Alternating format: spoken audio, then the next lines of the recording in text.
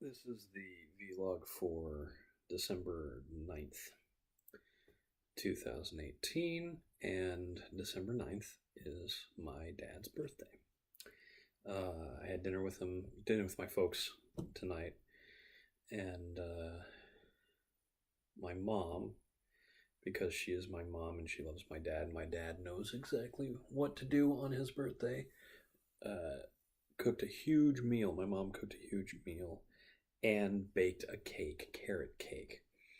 She uses this wonderful recipe with golden raisins, apple, minced up pretty small, pecans, carrot, and cinnamon. And it's all finished with a cream cheese frosting that is delicious. As such, I can now barely stand. The dinner itself was pot roast, potatoes, broccoli, salad, gravy, and in my case, a little more pot roast. I am heavy. I am full. I am probably going to fall into a coma tonight, from which I may never awake. But it was such a pleasant dinner. We talked about Christmas. We talked about Christmas of the past and Christmas is yet to come with little Isla.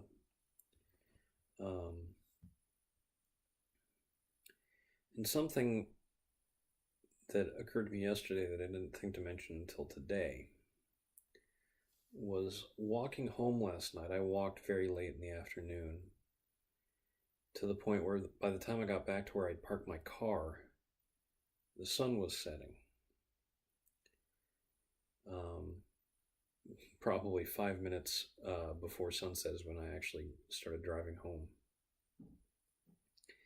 And walking in that dim evening light at that time of year reminded me of when I was a kid in Minnesota. Minnesota winters and Seattle winters are very, very different. Seattle winters and Spokane winters are a bit different. The snow is much more likely on the east side of the mountains, although it's still, I think, substantially less heavy than Minnesota tends to be with its snow. But in Minnesota, when I was a kid, what you did during winter, if you could find a hill nearby, is you sled. And I went sledding every chance I got, basically. Anytime it wasn't so cold that I was at risk of frostbite or death, which my mother was pretty good at stressing. She would try and scare me with talk of frostbite and losing fingers and ears and stuff, but I didn't really believe that was possible. And of course, that's actually quite true. I would meet fellows with missing fingers throughout my childhood, and most of them would tell me they got bit off by snapping turtles, but I'm sure a lot of them were actually frostbite, which is a much less interesting story, but probably a better thing to teach a kid, although teaching a kid not to mess with a snapping turtle is also pretty good advice. My mom also once told me, always be sure to come back before dark, because if it gets dark, I won't be able to find my way home. Now that's pretty good advice if the sledding hill was in another neighborhood, maybe a mile away, and it'd be quite a trek, through the dark, even along a street, and a kid of 7 or 8 could get lost in that situation. That was not the case, because the hill, the West Hill as we called it, not because it was west of anything, but because the West family lived there, the West Hill was 3 doors down from our house. It wasn't even a full block. And as such, I don't think any of us ever really worried about not being able to find our way home. Now, having said that, there was one day, where I'd been out late sledding. Can't remember if it was after school or on the weekend. We did most of our sledding on the weekend, but we did sometimes come home from school and go sledding in the same day. usually later in the winter, so February, or very early if it was snowing in November. There was enough light that you could probably stay out till 5 o'clock. But this was December or January, and my friends thought it was getting dark and decided they would all go home. I determined that I would stay and sled by myself. Again, this is in the heart of suburbia.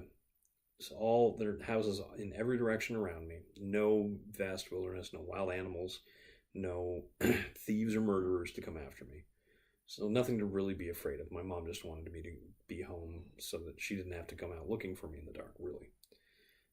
But I kept sledding, and I actually sled past sundown. When there's enough snow on the ground, night isn't very dark, especially if there's cloud cover to then reflect light from lampposts on the ground off the snow up into the sky. It creates this weird sort of hall of mirrors thing with the light that makes everything very bright. It's actually very cheerful, and the rainy season in Seattle is much darker, all things considered.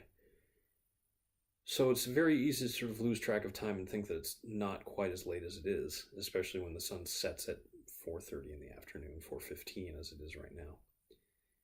And I didn't realize how late it had gotten until said lampposts actually blinked on. And that's when I realized, oh dear, it is quite late and I need to get home. I rushed home. It was dark, but I just ran along the street dragging my sled on its string. And I got home saying, Mom, I'm sorry I'm late, I'm sorry I'm late. She had not noticed. She had not realized that it had gotten dark. She was fixing dinner or something, but when she sort of realized it, she was, well, don't let it happen again. Oh, I won't. It's funny, it didn't really happen again. I don't remember ever being in that situation ever again. I don't really want to move back to Minnesota. I like it here despite its darkness and its bleak, wet weather. There are times when I am extraordinarily thankful for the childhood that I had, for the love that I was shown from my parents, for being able to grow up in a safe neighborhood that gave me the notion to give people the benefit of the doubt, that people can be quite good, even if they otherwise prove themselves not to be. And to just, have a feeling of safety. Having that background is a good thing. And there are times when I wish I could return my life to that simpler state, when the only thing I really had to worry about was being home before dark when it was snowing out. That doesn't seem unnatural. I think we all sort of prefer times when we could just while away the hours having fun. Our responsibility was to do what our parents told us to. Oh well. I'm Eric Spornitz, and tomorrow will be better.